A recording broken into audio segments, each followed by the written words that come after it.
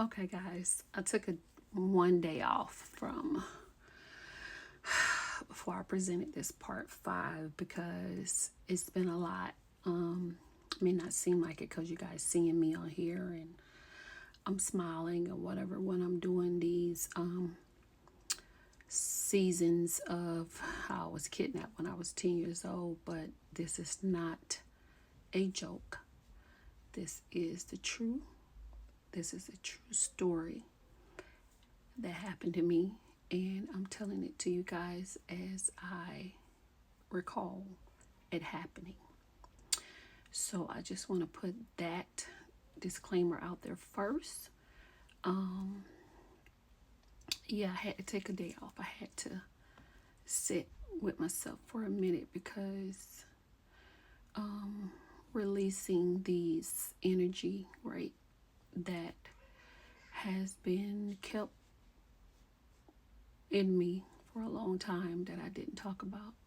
It's just kind of reminded me of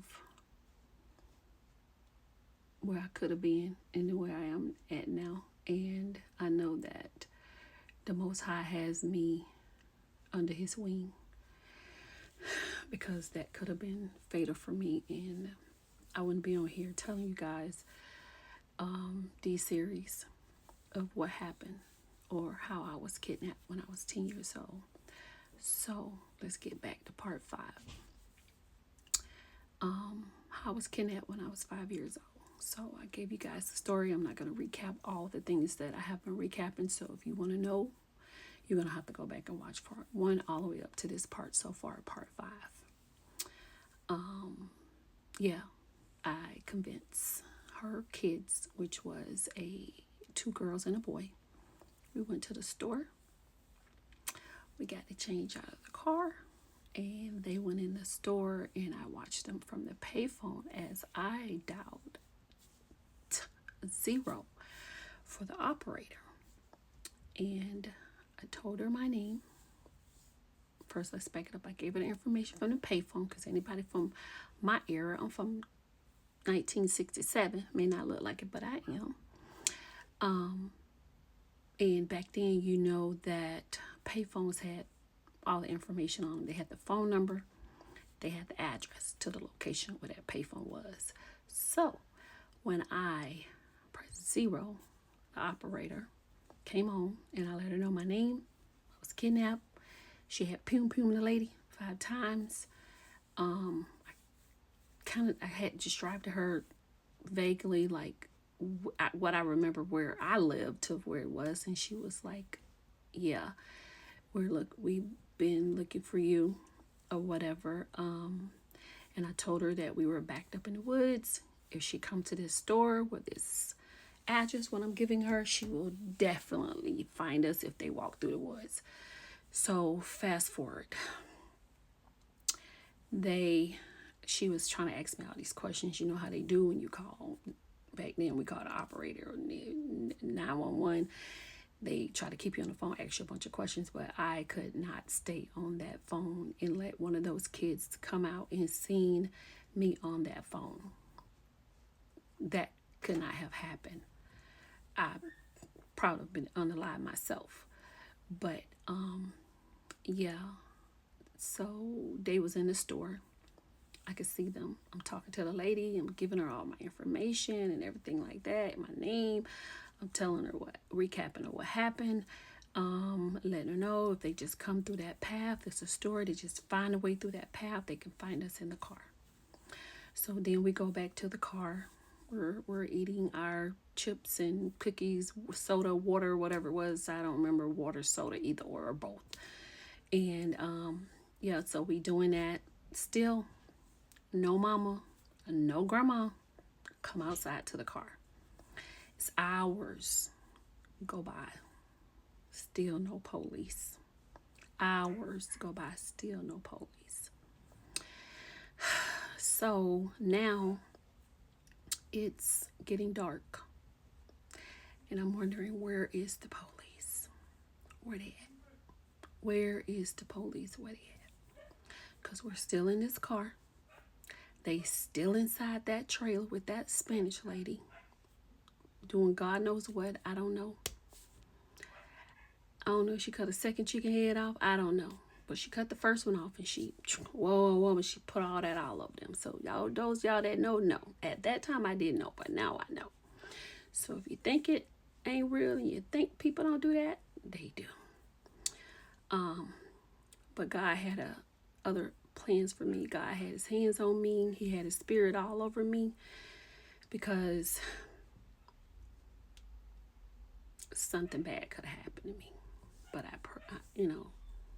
I'm glad I had a praying mama, because my mama at that time, she was a praying mama. We did go to church. She made us go every Sunday. We was at church. She would drop us off to Sunday school. We stayed all at church. So, I was well aware of the Lord, to pray situation. So I was well aware of those things. I just thank God that I am where I am today in my life. Yeah, so time is ticking, tick tock, and I'm waiting for these people to come save me, and time is just tick tock, tick tock, tick tock, tick tock, tick tock, tick tock, and I'm just waiting, and time's going by now. It's dark. Okay, it's dark, so I don't know what these people had to do, what took them so long, what was taking them so long. I don't know, but we were still there in that car. And her mama, the mama and the grandma was still in there with the lady. And I'm thinking like, okay, what's going on? What is taking them so long? Right? I called. The payphone's there.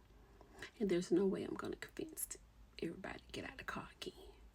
I don't know if the mama gonna come out now, the grandma gonna come out. I don't know, but we still in this car, and they still in that trailer, right? They still in that trailer.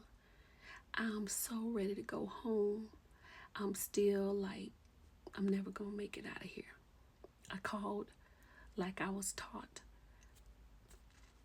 I'm thinking maybe that ain't work. Maybe they didn't believe me. Maybe they thought I was playing on the phone. That's why nobody ain't came yet. What's going on? Why nobody ain't come? Here I am. I was 10 years old when this happened.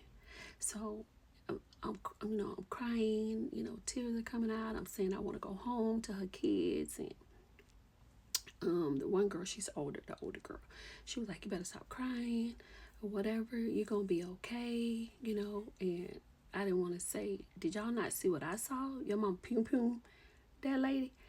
I didn't want to do any of that stuff because one of the girls was older than me. I was 10, but one of the girls was older than me. And the one girl that I went to her birthday party, I think she was my age or maybe a year younger. But the other girl was older than me, and the brother was younger than the rest of us. He was younger than me. And, so, yeah, I'm thinking I'm not going to make it, guys. I'm like, these people did not believe me on that phone. And ain't no way I can sneak out back to that phone.